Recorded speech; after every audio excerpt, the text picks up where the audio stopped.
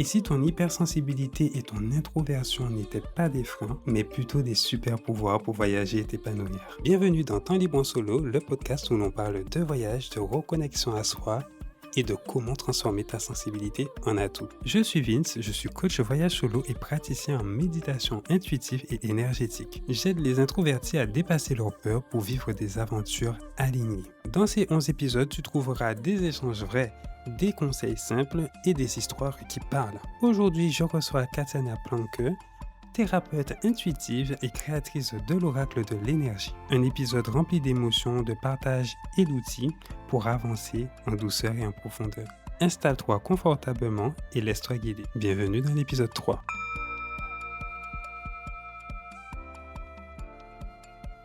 Avant de commencer, j'aimerais t'en dire davantage sur Temps libre en solo. Si tu me suis sur Instagram, tu connais sûrement déjà ce concept.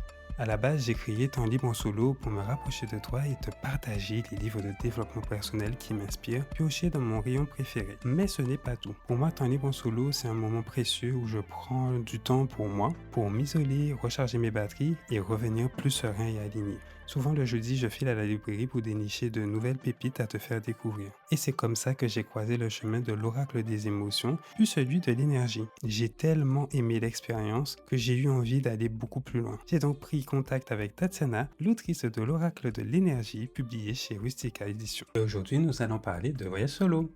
Parler de voyage solo, qui est le sujet de la chaîne. Et du coup, j'aimerais te demander, est-ce que tu as déjà réalisé un voyage solo? Alors oui, mon premier voyage solo que j'ai réalisé, en fait, c'était en France et c'était donc il y a quelques années et en fait, je n'avais absolument pas planifié et anticipé avant, en fait, ce voyage solo et c'est venu, en fait, suite j'avais fait un stage, en fait, de création de tambour, donc c'était mon 1er stage de création. Ça a été un moment pour moi qui a été très fort. Et donc voilà, je suis allée à cet événement-là, mais après, je ne savais absolument pas quoi faire, je ne savais pas où aller. Et ce qui était fantastique, c'est que du coup, j'ai rencontré des personnes pendant mon stage avec qui on a gardé contact et on a décidé de partir ensemble quelques jours. Donc c'était en Vendée. Et en fait, c'est intéressant parce que c'est vrai que je me suis vraiment laissée porter par les personnes qui étaient présentes et aussi l'énergie du moment. Et ensuite, effectivement, nous sommes allés aussi en Bretagne. Donc je garde un très très bon souvenir de ce moment-là, effectivement, parce que c'est... De mon côté, en tout cas, je préfère quand on laisse les choses venir. Donc le fait que ce soit quelque chose d'instantané, voilà, je sais que c'est un moment que je n'oublierai jamais. C'est génial, c'est une très belle expérience et effectivement, le fait de se lancer dans un voyage solo ne veut pas dire qu'on va faire ce voyage seul, parce que la majorité du temps, même moi en tant que voyageur solo, je me rends compte que sur le trajet, sur mon chemin, mon parcours, mon aventure, je vais absolument pas rester seul puisque il y aura toujours des gens que je vais rencontrer sur le chemin, à moins que ça soit vraiment une volonté vraiment de rester seul. Je pense que ça va se faire au niveau du choix de la destination et ce qui m'amène à la seconde question. Quelles étaient tes motivations et appréhensions par rapport à ton premier voyage solo? Alors, les motivations, c'était juste de découvrir en fait des endroits inconnus et aussi vraiment de se laisser porter un petit peu par ce flow en fait qui vient t'accompagner pendant ton voyage. Aussi, étant une personne qui adore aussi la nature, moi, mes motivations principales, c'était vraiment en fait de pouvoir me connecter à différents endroits en fait en pleine nature, des endroits pour venir ressourcer. Donc moi, c'est principalement ces motivations-là qui vont parler à travers moi lorsque j'expérimente le voyage, effectivement. Les appréhensions, c'est plus à cette époque-là, j'avais fait mon voyage avec ma voiture et c'est plus des petites appréhensions en lien avec ma voiture. Donc c'est des choses subtiles, c'est des choses plutôt matérielles aussi, mais quelque part, sans voiture, qu'est-ce qu'on peut faire? Voilà, donc c'était vraiment moi, tu vois, des petites appréhensions comme ça. Voilà, principalement ça. Moi, je me rappelle de mon premier voyage solo. En fait, ça a été fait en fait de manière puisque j'avais organisé un voyage à Majorque enfin avec des amis et je pensais que j'allais pouvoir y aller avec eux. Malheureusement, ils ont dû annuler à cause de contraintes au niveau travail, niveau personnel et du coup, je me suis dit là, j'en ai marre. J'en ai marre d'attendre, j'en ai marre à chaque fois de me dire que je vais proposer à mes amis, soit ils n'ont pas le budget, soit ils peuvent pas, soit les dates ne correspondent pas en fait par rapport au voyage que j'avais sélectionné. Et je me suis lancé et j'ai vécu le meilleur moment de toute ma vie puisque l'île, elle était tellement incroyable en termes de beauté. Je retrouvais des similitudes avec mon île d'origine qui est la Guadeloupe et je voyais surtout que les gens étaient super gentils, les transports étaient très développés là-bas, donc j'avais pas forcément besoin de taxi ou autre.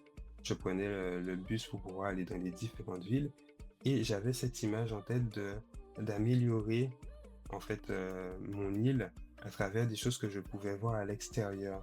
Et c'est pour ça que j'encourage à tout ultramarin aussi d'aller voir ce qui se passe sur les autres îles, puisque ça nous enrichit tellement.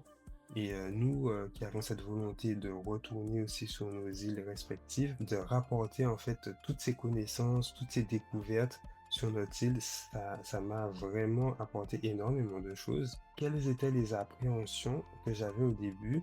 Je dirais que c'était plutôt lié à la sécurité. J'avais pas peur de me retrouver seul, j'avais pas peur de m'ennuyer puisque j'apprécie ma propre compagnie, mais c'était vraiment la sécurité. Je sais que par exemple, quand on est une femme, ce qui n'est pas mon cas, mais quand on est une femme et qu'on sort le soir, on a peur de se faire agresser. Et ça, c'est des choses auxquelles il faut être préparé de façon à vraiment repérer le bon endroit où se loger pour éviter de se retrouver dans des situations où on ne pourrait pas maîtriser. Après, je crois beaucoup à la visualisation, ce que tu as donné également comme méthode au début pour se protéger des énergies. Je l'utilise aussi pour pouvoir me protéger de ce genre de choses. C'est-à-dire que je ne vais pas forcément me mettre en tête que quelque chose comme ça va m'arriver, mais je vais visualiser que tout va bien se passer pour pouvoir vraiment attirer la positivité. Donc c'est mon partage que je voulais faire brièvement par rapport à ça.